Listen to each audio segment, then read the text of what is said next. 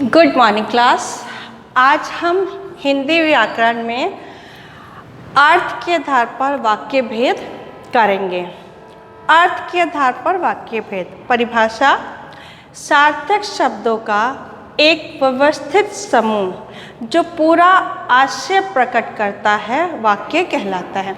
जो सार्थक शब्द होते हैं अर्थात जिसका एक अर्थ निकलता है, जब हम उनको एक व्यवस्थित रूप में लिखते हैं और एक पूरा उसका आशय प्रकट होता है, उससे हम वाक्य कहते हैं। जैसे राम पुस्तक पढ़ता है, ठीक है, तो राम पुस्तक पढ़ता है, ये एक सार्थक शब्दों का एक व्यवस्थित समूह है, ठीक है, जो एक आशय को प्रकट कर रहा है, इससे हम वाक्य कहते हैं। अगर हम इसको ये लिखें राम पढ़ता पुस्तक है, तो ये अव्यवस्थित रूप होता है, ठीक है। तो सार्थक शब्दों का जो व्यवस्थित समूह होता है और एक आशय को स्पष्ट करता है, उससे हम वाक्य कहते हैं। वाक्य के दो अंग होता है, उद्देश्य और विधेय, ठीक है। उद्देश्य कर्ता, विधेय कार्य को करने वाला। वाक्य के भेद: वाक्य के दो भेद होते हैं, रचना के आधार पर और अर्थ के आधार पर। हम आज करेंगे अर्थ के आधार पर वाक्य भेद। तो अर्थ के आधार पर वाक्य भेद 8 होते हैं। सबसे पहला होता है विधानवाचक। जिन वाक्यों में किसी बात के होने का बोध होता है, उसे हम विधानवाचक वाक्य कहते हैं। जैसे रोहित खाना खा रहा है, ठीक। अब इसमें जो है रोहित खाना खा रहा है, ये एक बात का होने का हमें बोध हो रहा है कि रोहित खाना खा रहा है, तो ये विधानवाचक कहलाता है। दूसरा है निषेधवाचक। जिन वाक्य से किसी कार्य के न होने का बोध होता है, मतलब जिसमें भी ना, नहीं, मत शब्द आते हैं, वो निषेधवाचक वाक्य कहलाते हैं। जैसे तुमने गाना नहीं गाया, राम आज विद्यालय नहीं गया, तुम ये कार्य मत करो।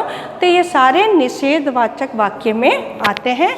इसका तीसरा भेद हम करेंगे। इसका तीसरा भेद होता है आज्ञावाचक वाक्य।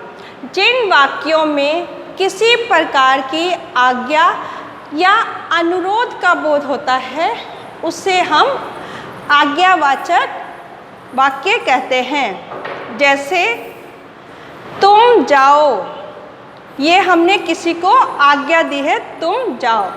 कृपया आप जाइए, ये हमने अनुरोध किया है कि कृपया आप जाइए। तो जिन वाक्य में किसी प्रकार की आज्ञा अथवा अनुरोध का बोध होता है, उसे हम आज्ञावाचक वाक्य कहते हैं। इसके बाद आता है प्रश्नवाचक वाक्य।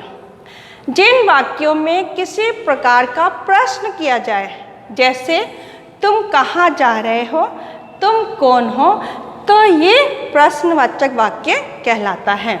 विस्मयादिबोधक वाक्य: जिन वाक्यों में आश्चर्य, हर्ष, गम, घृणा आदि भावों का बोध होता है, उसे हम विस्मयादिबोधक वाक्य कहते हैं। जैसे अरे वह गिर गया, तो ये आश्चर्य भाव को प्रकट करता है। वाह कितना सुंदर दृश्य, ये हर्ष भाव को प्रकट करता है। इसके बाद आता है संदेहवाचक। जिन वाक्यों द्वारा किसी प्रकार का संदेह प्रकट होता है, उसे हम संदेहवाचक वाक्य कहते हैं। जैसे उसने पढ़ लिया होगा, अब हमें इसमें संदेह हो रहा है कि उसने पढ़ लिया होगा, पता नहीं पढ़ा है या नहीं पढ़ा है, तो ये संदेहवाचक वाक्य कहलाता है। फिर है इच्छावाचक वाक्य।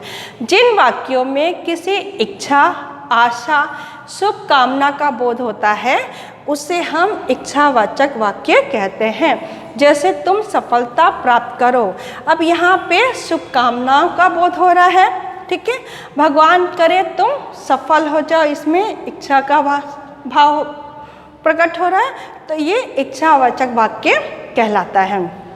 इसके बाद आता है संकेतवाचक वाक्य। जिन वाक्यों का एक हिस्सा दूसरे की संभावना पर निर्भर करता है, उसे हम संकेतवाचक वाक्य कहते हैं। जैसे यदि तुम पढ़ोगे तो पास हो जाओगे। पास होने की संभावना किस पर निर्भर करता है? पढ़ने पर। तो जिन वाक्यों में एक हिस्सा दूसरे की संभावना पर निर्भर करता है उससे हम संकेतवाचक वाक्य कहते हैं। इस प्रकार ये आपके अर्थ के आधार पर वाक्य भेद की परिभाषा और उसके भेद हैं।